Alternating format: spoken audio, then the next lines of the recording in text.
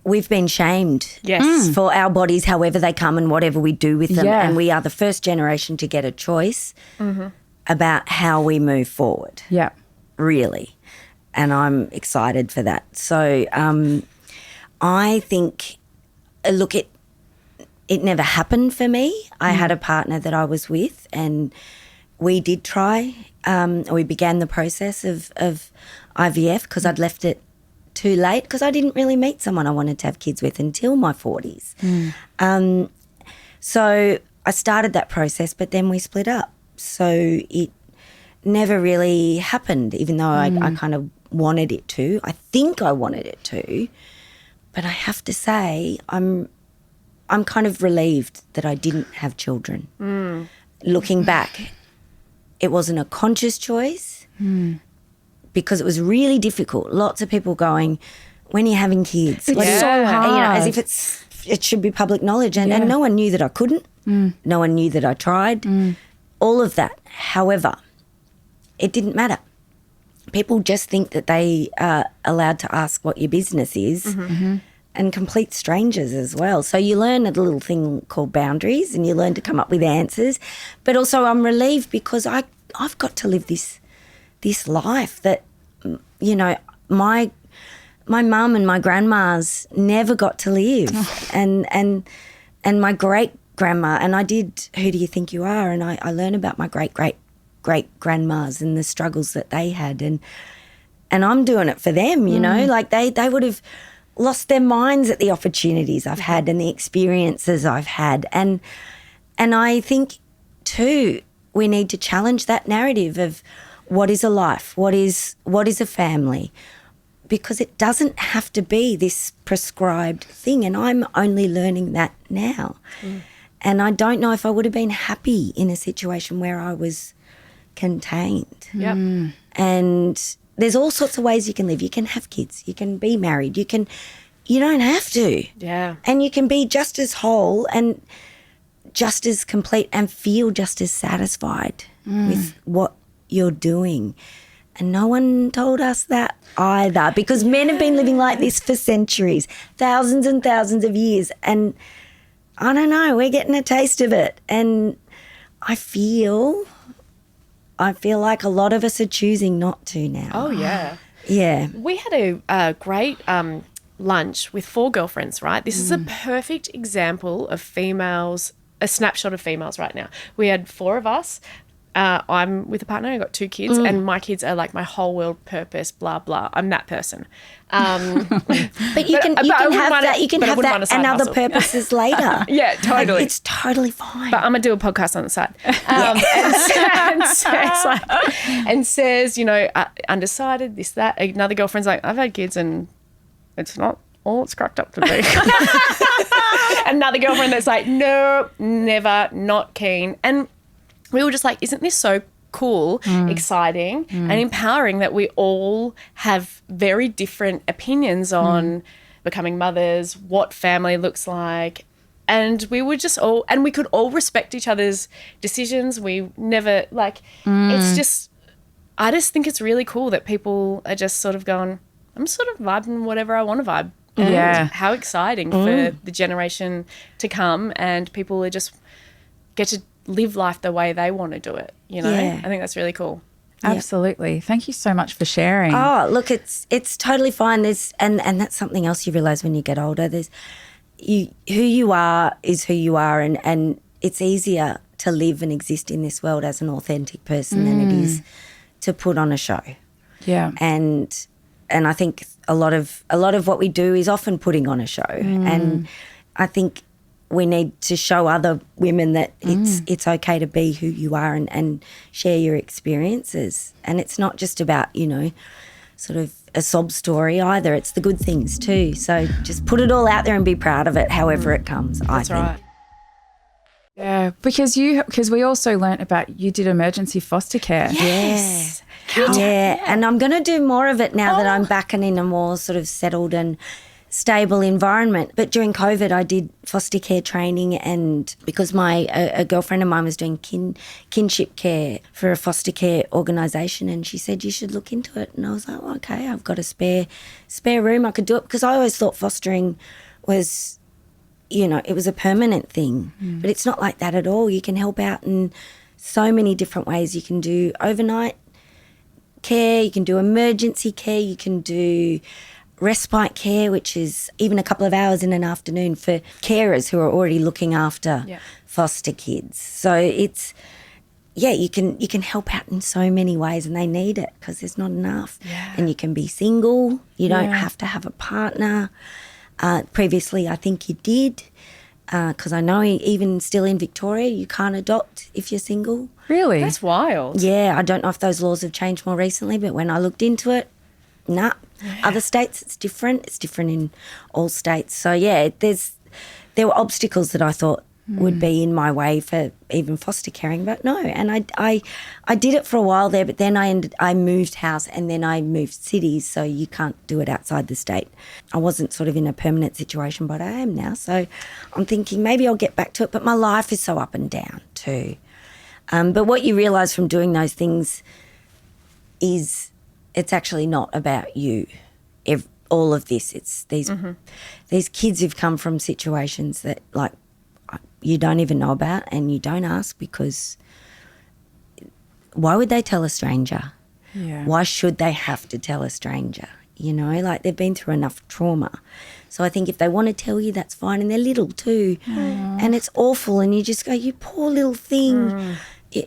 And also too, they might not want to get a hug or something if they're traumatised, because that might not be safe for them. So the thing that was best for me was having my pets, because the kids can often relate through the pets.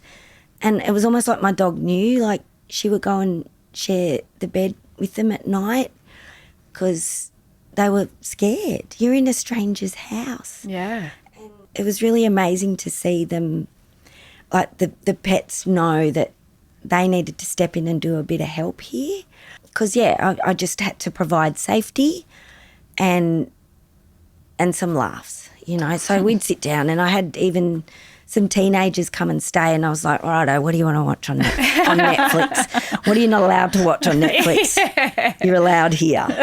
So that they will remember this forever. You are actually changing people's lives, and I think you should be beyond proud of yourself, because it takes a lot of selflessness, and it makes me feel quite emotional, actually. I think that's a really beautiful thing, what you're doing. Yeah. Well, I'm not doing it now, so I can't take any credit for it. Even just that you're doing that, that's amazing. I think just telling people that it's an option, and you can help if you want to. Absolutely. Because I've got no experience with kids really, and I didn't really know what to do. But you learn on the job, and it's probably helpful just for them to feel safe, and that's all I could offer, you know, and a bit of comfort. And these poor little kids, I can't even think about it. Like imagine your kids just being, they got ripped out by police that day in some instances, and they go through 3 levels of people before they get to you on that one day. Like they're exhausted. They're at capacity. Scary. It makes me I just feel so sorry for kids, like vulnerable kids. That's my it makes me just breaks your heart. Yeah. They're so little, and dogs, and let's just list all the things. Yeah, okay, settle down. She'll list everything. I know. Well, having high empathy in this world makes it really hard. Yes, and do you find it hard to say bye? Probably, look, yes, absolutely. But you also know that they're going on to the next situation that's been better prepared. So I was doing mostly emergency care. So they were just coming in at the end of a horrible day probably. So, but they're going to a more permanent situation where they're set up.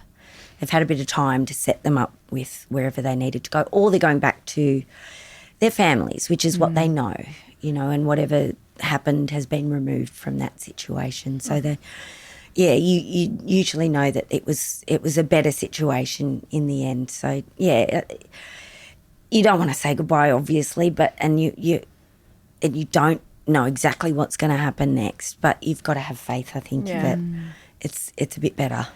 Do any of them recognise you as Aunt Trixie from Bluey? Like, do they recognise your voice? When I was doing it, it was sort of when it was blowing up. So one of the little kids, he knew. He did. He knew. He's like, oh, that was exciting. And he was just like this little tough guy. And it was really sad when he came over because he was like, stomping around in his big boots, being tough guy. But he'd been separated from his little sister who was 1.5. He was 7.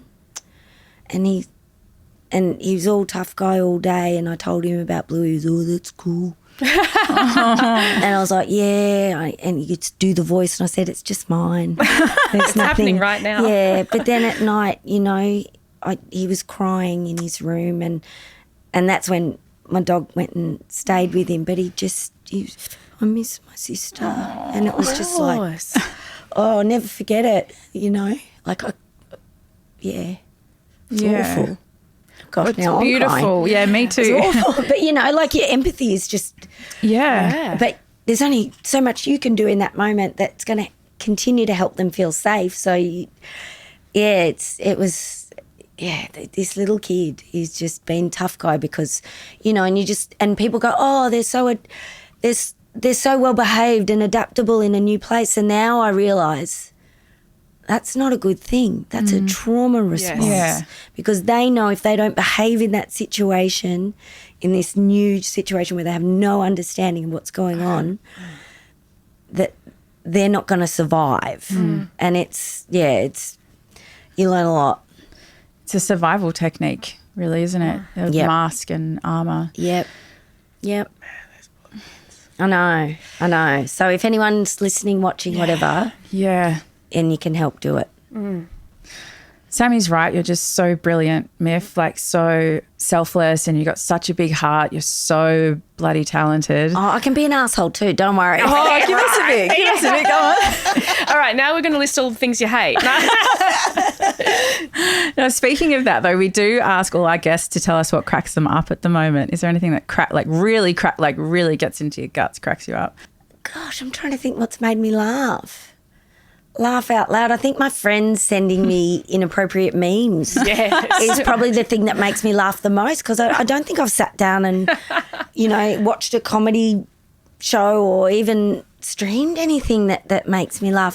Being around my friends when I do Spicks and Specks, I love that because they still make me laugh. And, like when do you get that opportunity to sit around funny people and just enjoy their company? For me, it's like socialising because I don't go out anymore. So I just catch up with friends and just laugh and laugh and laugh. So that's it. Great. But usually just inappropriate memes when I'm at home or something on TikTok or... Yeah, and my pets make me laugh, because they're idiots, and I love that. I always think if anyone saw my memes thing, I'd probably get cancelled in a second. I was just thinking, you guys are very similar. You both love your memes and your dogs. Yeah, that's true. What makes you laugh then? I really like taking photos with objects that look like penises.